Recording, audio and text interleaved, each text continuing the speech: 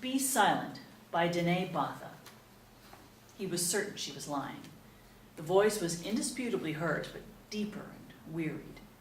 Her frugal choice of words alarmed him. "I've carried the guilt for so long," she had said. She did not sound overcome with joy that he had tracked her down, or remorseful enough, not after all these many years. He wondered whether he would recognize her. Rihanna. He found it peculiar that he had so little trouble with her voice. Try as he might, the veil would not lift from her face, except for the eyes. Her eyes were, as they always had been, dark pools that could shoot fire at a moment's notice. "Lucas, I didn't know. Not that my statement could ever have had such a consequence. We were only children." Was that her second lie? Lucas transferred the receiver for a moment to his left hand and closed the sliding door to the balcony, shutting out the street noise and evening heat. A tepid wind had propelled the mix of Chinyanja voices, jarring trucks and car horns, along with whiffs of nshima porridge from the street vendors, 6 stories below, into the room. The shirt was plastered to his back. He pulled it free as he listened to her hesitant voice and the air conditioner laboring to cool the night. How could she have remained oblivious to how everything had played out in the aftermath, after her sworn statement? She had left the country 3 weeks later, but she could still have learned the truth. There were her parents and brothers. They'd known all along and had stayed behind.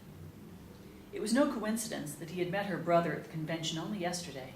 Minister P.J. Vermeulen, representing the government of Zambia, now the new Deputy Minister of Justice in Lusaka. It did not require much digging to confirm that Rihanna Vermeulen and P.J. were brother and sister. He, Lucas Faria, was part of the UN delegation sent to observe the proceedings of the Truth and Reconciliation Commission. Rihanna's brother was a grade behind him when they'd all attended the same mission school in the Eastern Province in the year of independence, 1964. Rihanna, who was 2 grades ahead of him, had been 13. According to PJ, his sister was on a week-long visit to the country, her first since she left. She'd come all the way from Oxford, where she was a professor of English literature.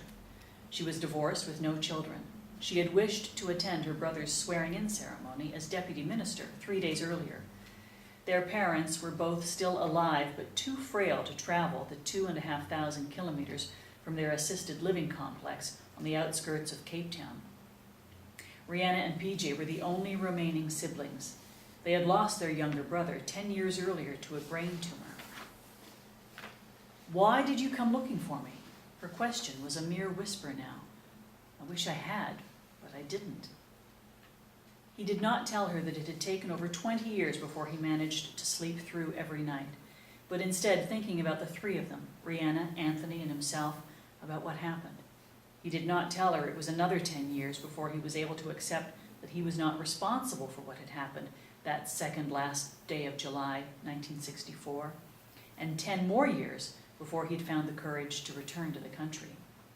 Lucas did, however, tell her that her brother had filled him in on the missing decades. He also told her that this old friend of his, the African one, was now a school principal, nearing retirement, and was attending the T&R Commission proceedings. He mentioned that he thought that this, his meeting his African friend again, was sheer coincidence, but what had happened to the friend after Rihanna and later Lucas left the country for high school was not. Not when the friend ended up imprisoned for a year, wrongfully convicted because of her false statement. He realized they had both chosen not to mention Anthony, his classmate of so long ago. It was safer for now not to. They would stick to discussing his African friend, the school principal. "You have to speak to him before your return to Oxford," Lucas said. "Have to, Lucas? I told you I didn't know." Her third lie. Lucas paused. "You know now. There are no more excuses. You have to make it right, Rihanna." "Perhaps it's too late for restitution. What exactly do you want me to do?" "I want you to make it right, Rihanna. At least speak to him." "Lucas, how much do you know about guilt? Guilt and doubt that dissolve into your system, poison every bone and muscle, and in the end, shortly before it kills you, paralyzes your soul. Don't tell me about guilt. I have accepted my punishment years ago. I have carried it this long. Let me be." Perhaps she was not lying. "Rihanna, you can change that. You were only 13. "I wish I still was." Lucas had always been intimidated by the extent of Rihanna's determination when they were children. It bothered him much less now. He returned to the balcony and leaned over the railing, inhaling deep, listening. This was his official welcome home. The receiver was still in his hand. He gave her the principal's number anyway. Chapter 2. They would never understand. This was her sanctuary. Up here she was invisible, the ground more than 30 feet below. It required little effort to scale the mango tree's thick trunk and follow its unevenness upwards as it grew slimmer until she reached her lookout branch. Her legs swung down on both sides, one arm wrapped around a side branch. Her back rested against the coarse trunk that towered another 30 feet above her. It was heaven. The tree glue on her fingers regardless. At this height, there was always a breeze coming through the green canopy, making the unforgiving summer glare more bearable, discouraged the mosquitoes from pestering her. She closed her eyes, savoring the ripe sweetness of the yellow fruit. She dared not tell anyone she had become too heavy for her old spot higher up. The branches would sway dangerously, scaring even her. She'd been forced to find another lookout branch, 10 feet lower. At least she had also grown taller, which made the climbing easier. Her body was growing fast, but still her mother was so hard to convince that she was old enough for a proper brassiere to hug her young breasts. When her mother had handed her the coveted piece of pink feminine attire, she had pleaded, "You are growing into a young woman, Rihanna. When you need these, there should be no more tree climbing." Rihanna had only laughed and kissed her mother, put on the bra, and run off to climb her tree. From up here she had a view of most of Katete, their mission station in Zambia's eastern province. The long, firm leaves formed a natural clearance, a window, allowing her to look down from her lookout branch to the river, which ran through a narrow valley far below her. To both sides she could see all the way, to where the ridge behind the station disappeared into the forest. She had spent time recently looking at the world that lay beyond that river to the south. Not even the possibility of tree snakes deterred her as she rustled higher, dressed in crudely cut short pants. From here she could watch the world. She could see the comings and goings of everyone on the station. In the tree, she could think. Leaning back against the trunk, she would take one baked peanut at a time out of a little fabric bag, break the shell open, roll it between her thumb and fingers until the thin baked skin rubbed off, and then stuff the 2 nuts in her mouth. Father wishes me to become a lady, demonstrate finesse, become someone of consequence, perhaps. Mother would be content if I only managed not to break an arm or a leg or my neck. She smiled as she stuffed 4 more peanuts into her mouth. She sniffed again, ripe mangoes and baked peanuts. Paradise.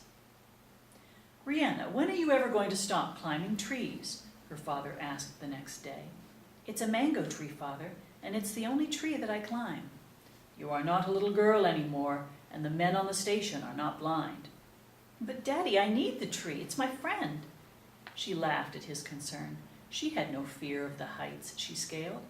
"Father, I am up among leaves within seconds. You know I always change out of my dress and wear short pants when I climb.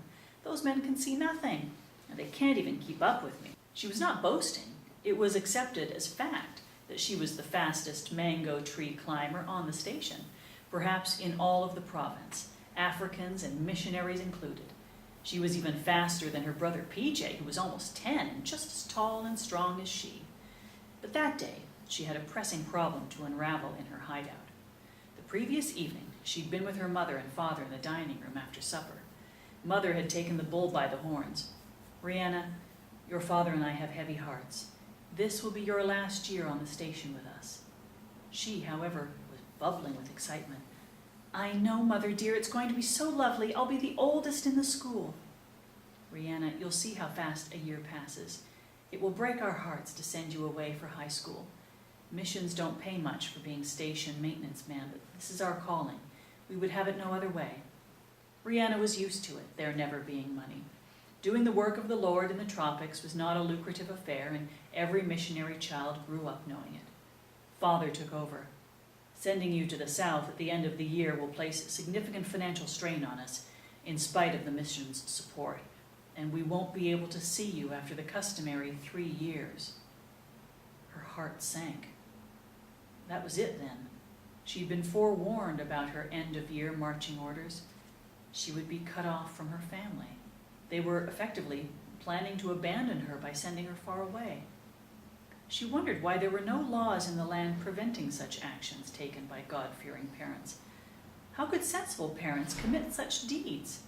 Perhaps the missions were a law unto themselves. She had to wait a long time before she could slip away to her tree the next day.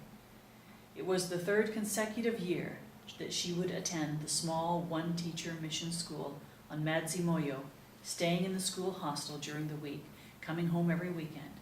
Madzimoyo, water of life. That is what the local Chinyanjuk people called the place. Rihanna peered beyond the river toward the south.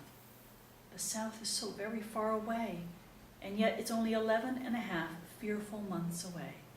There surely would be no mango tree to climb, and they would try much harder than father and mother to make a lady of me. "I do not wish to become a lady," she hollered from the 30-foot-high branch, rocking her part of the tree. She was flying a pink flag. She'd had little difficulty slipping out of the garment and pulling it through her short sleeves, tying the elastic shoulder straps to a short stick, which she waved now from her tree window for the world to see.